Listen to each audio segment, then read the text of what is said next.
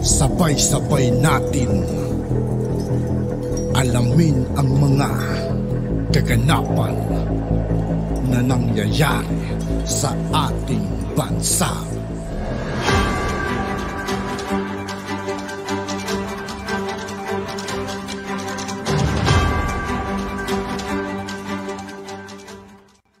Yo, what's up mga kaibigan? This is I2K po again. Ngayon nandito naman tayo sa channel ni News Files. Dito naman tayo magbibigay ng komento at reaksyon. Kaya samahan nyo ako guys. Let's go. Nga pala mga kaibigan, sa lahat ng di pa nakasubscribe kay News Files, mag-subscribe na po tayo at huwag nyo rin pong kalimutan mag-subscribe dito sa aking channel. O putang inod ninyo. Padayon lang mo, pero wa tay hilakay. 18 million worth of shabu sinubukang ipasok sa Davao City. Dahil dito, Grabe ano, 18 million. Laki.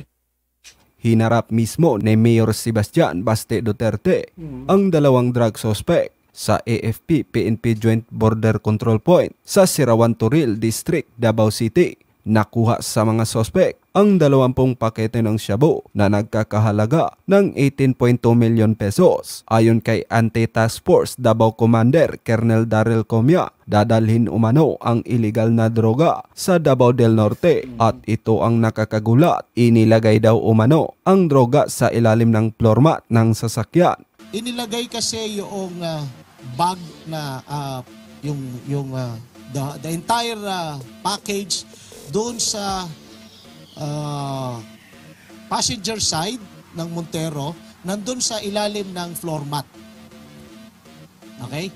And dalawang floor mat, nung pinabuksan ng kasamahan natin, dalawang floor mat. It's unusual na may nakaumbok na nilalagyan ng floor mat. At para hindi sila mahuli ay ginamit nila ang matanda at 3 bata na sakay ng SUV. Para hindi sila ma-check thoroughly sa mga checkpoints natin, gumamit sila ng mga bata. Gumamit sila ng matanda. But fortunate enough, ang ating mga kasamahan sa Task Force Davao at Davao City Police Office, tinitingnan yung mga body language, tinitingnan yung mga actuations, yung mga manifestations, kung meron ba silang dala o wala. Inaalam pa ng Davao City Police Office ang source ng naturang shabu.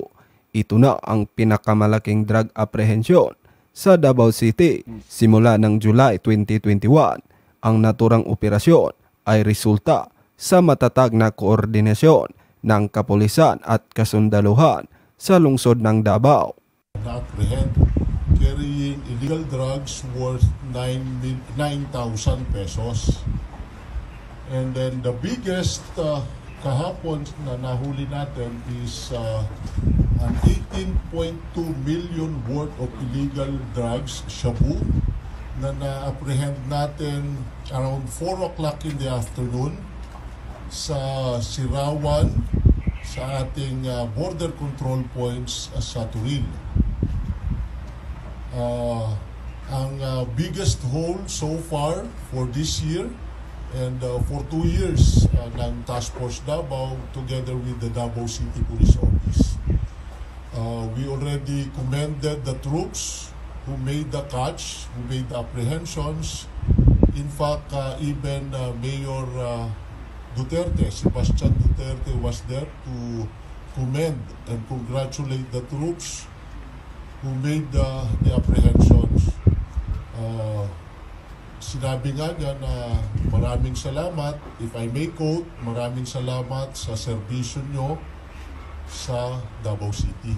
Yun talaga yung pagkakasabi ni Mayor Baste. Natutuwa siya sa pagka-apprehend ng 18.2 million worth of illegal drugs kahapon ng 4 o'clock in the afternoon. Nandun si Mayor ng around 6 p.m. para tingnan, para obserbahan at i-congratulate nga yung mga kasamahan natin sa Task Force Davao and the Davao City Police Office. Well, itong biggest hole na ito, galing itong Midsayap, North Cotabato, papasok ng Davao City. And then, yung dalawang tao, nakasakay ito Actually, hindi lang sila dalawa na nakasakay sa Montero, but meron pang kasama sila na 2 matanda at 3 bata sa likod na upuan ng Montero. Pagdating sa checkpoint, yung mga body language assess na kailangang i-check thoroughly yung sasakyan. Unang-una, yung reaction ng matatanda dun sa likod, nagdi-dictate na talagang i-check thoroughly yung sasakyan dahil ang alibay nitong nahulihan natin gamot ng matanda. But the thing is, nung tinanong ng mga kasamahan natin kung anong klaseng gamot yon, wala nang maisagot yung matanda. Meaning, meron talaga silang itinatago. Nung pabuksan, doon natin nakita yung 20 sachets of shabu worth 18.2 million pesos. Kahapon, itinurn over na din natin sa Turil Police Station for investigation, and I believe may follow-up operations ang mga kasamahan natin sa Davao City Police Office, including PIDEA, para naman masundan kung saan galing ito at kung... Grabe, ang lakas din ng pasukin yung Davao. Papasukin ng mga drug lord eh. Hindi nila alam eh, kung yan. Kampo ng Duterte yan. kung saan ito ibabagsak.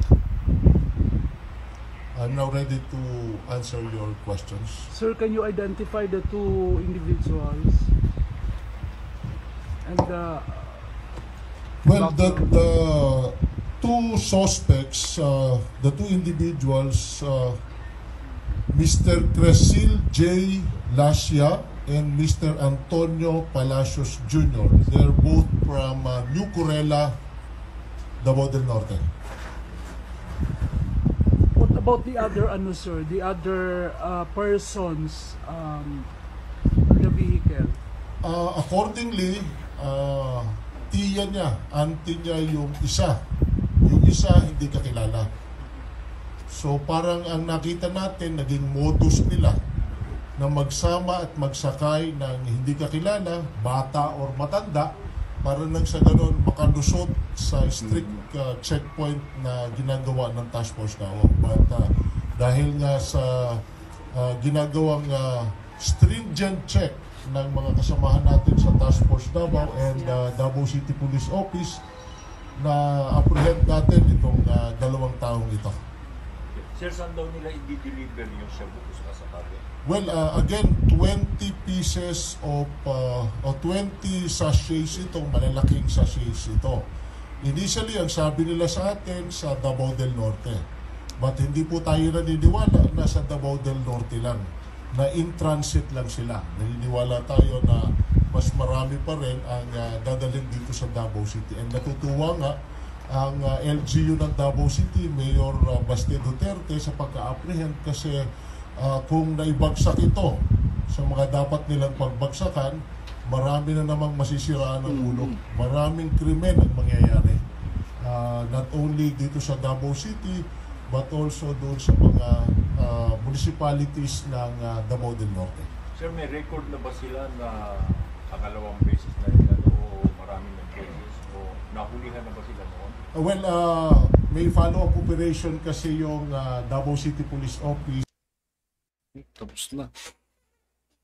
At yun nga po mga kaibigan, dito po nagtatapos ang ating reaction video.